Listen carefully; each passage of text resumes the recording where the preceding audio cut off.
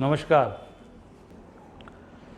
शुरू से ही जैसे मैंने बोला कि दिवाली के अवसर में पटाखे या फायर क्रैकर, बम्स या आतिशबाजी करने का अपने यहाँ ट्रेडिशन है। सभी बच्चों को, बूढ़ों को, सभी उम्र के लोगों को दिवाली में पटाखे उड़ाने की इच्छा होती है।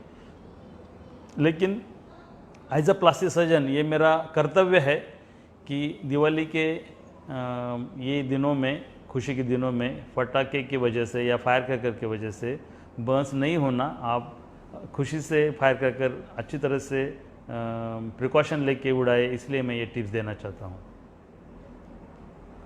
आपको मालूम है कि जो एक्सीडेंटल बर्न्स होता है फायर क्रैकर में, तो उसमें सबसे ज़्यादा कारण क्या होता है, कॉमन क्या होता है? शायद किसी को मालूम भी हो, इट इज़ बिकॉज ऑफ अनार या फुलझड़ी या झाड़ जो बोलते हैं, तो इसकी वजह से मैक्सिमम हमने देखा है कि अराउंड 80 to 90% बर्न्स ये अनार फूटने से होता है। अब ये अनार दो प्रकार से इसमें बर्न्स होता है। एक तो कभी अगर आपने अनार को हाथ में लेके उड़ाया या डायरेक्ट दिया को लगा के अनार को उड़ाया, तो अनार की वजह से बर्न्स होता है। या कभी कभी अनार के मैन्युफैक्चरिंग में भी डिफेक्ट हो सकता है, तो ये फट जाता है। अनार सिर्फ उजाला नहीं करता है, तो कभी कभी ये फट जाता है। वो फटने की वजह से फिर हैंड इंजरी या फेस इंजरी होती है। तो अगर ऐसा कुछ भी बर्न्स हो गया तो सबसे इम्पोर्टेंट क्या है, तो उस पर पानी डालना। 20 मिनट तक आप जो भी बर्न्स का जख्म रहता है उस पर पानी डालना ज़रूरी होता है।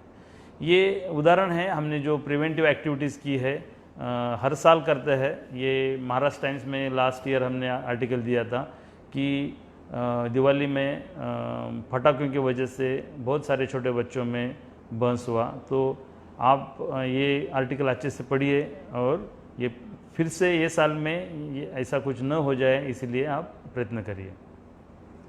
तो क्या करना चाहिए आपने अगर आपको फायर क्रैकर्स एंजॉय करना है, तो ओपन स्पेस में ये फायर क्रैकर आपने लगाना चाहिए, जिससे इन केस वो फट जाए तो आजू बाजू में कोई फायर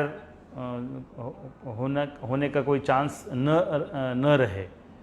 तो इसलिए आपको कोई ग्राउंड में, कॉमन ग्राउंड है आपका, कॉलोनी में का ग्राउंड है, वहाँ पे आप ये यूज़ कर सकते हैं fire crackers.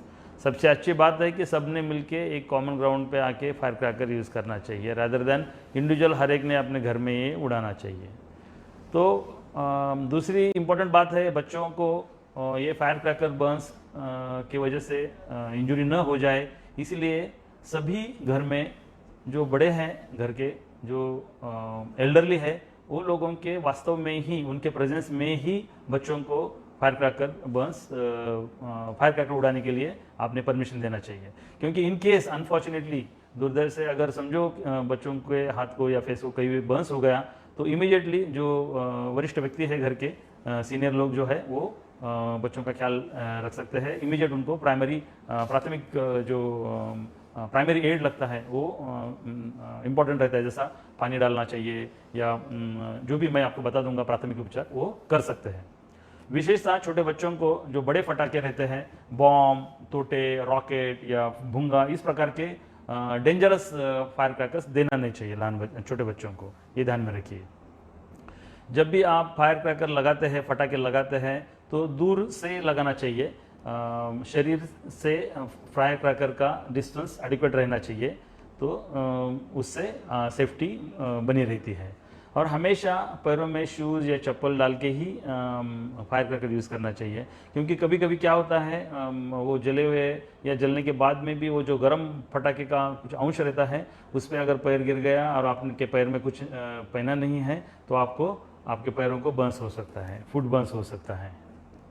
Always keep a bucket filled with water near the fire cracker. जो भी आपका ग्राउंड है, वो एरिया के नज़दीक, जहाँ पे आप फटाखे उड़ा रहे हैं, उसके नज़दीक एक गर्म पानी का बकेट रखना चाहिए, जो बकेट के दो प्रकार से उपयोग हो सकते हैं। इन केस आपको कोई एक्सीडेंटल बर्न्स हो जाए फायर क्रैकर से, तो आप वो पानी आप इस्तेमाल कर सकते हैं वो पार्ट पर लगाने के लिए। और दूसरा एक छोटा बकेट रखना चाहिए जो पानी से भरा है या सैंड से भरा है, रेती से, जिसमें आपने जो भी फायर क्रैकर्स उड़ाए हैं जैसा फुलबाजी वगैरह है, तो उनको आप वो बकेट में डाल सकते हैं, जिससे वो पूरी तरह से ठंडा हो जाता है। तो उससे कोई बाद में बर्न्स वगैरह किसी को दूसरे को नहीं होता है। फायर क्रैकर हमेशा इसमें इलेक्ट्रिक सप्लाई से दूर रखना चाहिए, या कोई भी सोर्स है फायर का, जैसा गैस सिलेंडर है या माचिस है, या किचन में अपने फायर क्रैकर्स स्टोर नहीं करना चाहिए। इवन फायर क्रैकर्स अपने आपके कपड़े के पॉकेट्स में भी रखना नहीं चाहिए। और विशेषतः बच्चों को जो भी डिफेक्टिव फायर क्रैकर रहते हैं, फटाके रहते हैं, तो या कभी कभी क्या होता है वो फुस हो जाता है, उसका जो इग्नाइट करने का जो ये रहता है, जो वात बोलते हैं, तो वो जल जाता है। तो ऐसे फटाके को फिर से जलाने की कोशिश नहीं करनी चाहिए। ये डिफेक्टिव रहते हैं और कभी भी ये फिर से फट सकते हैं, हाथ में या फेस के नज़दीक फट सकते हैं। आपके घर में अगर पालतू कुत्ते या ये है कैट्स है, तो उनको कृपया आप इंडोर रखिए।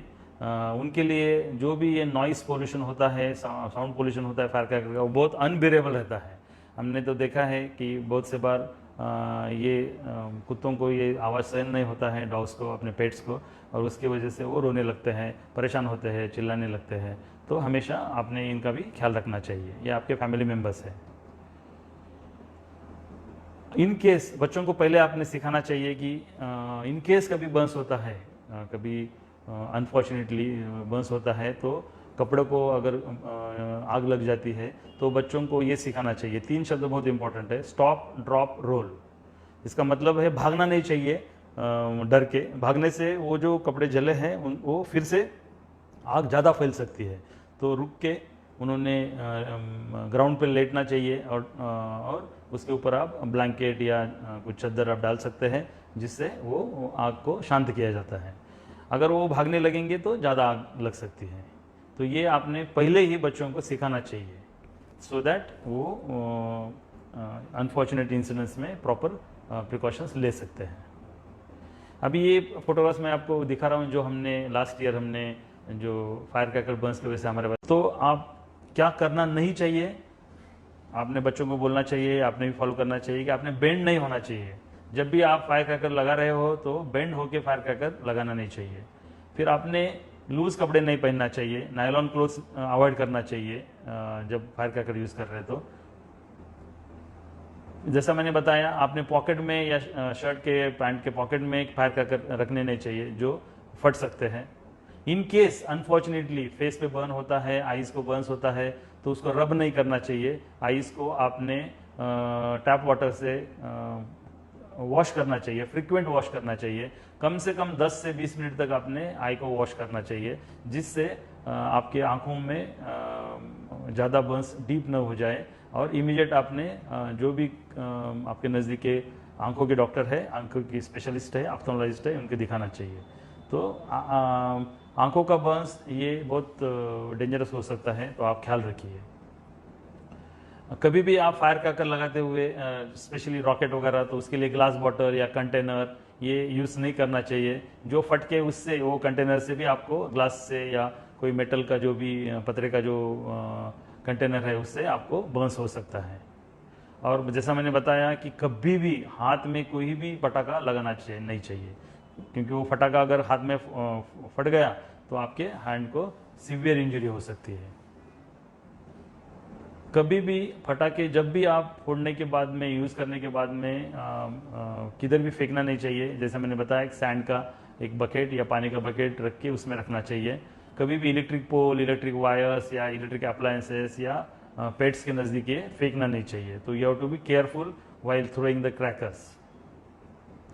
और जो भी जो फटाके फटे नहीं हैं, एक्सप्लोड नहीं हुए, उसको फिर से उठाना नहीं चाहिए, क्योंकि वो कभी भी आपके हाथ में भी फट सकते हैं।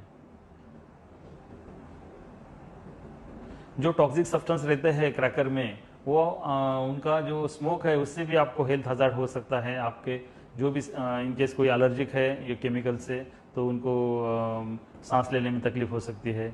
अगर बहुत बड़ा आवाज़ करने वाला फायर क्रैकर है तो कान के पर्दे भी फट सकते हैं। बाकी एनिमल्स और बर्ड्स को भी, पक्षियों को भी उससे हजार्ड होता है। तो कृपया आप नॉइस करने वाले पटाखे न उड़ाएं।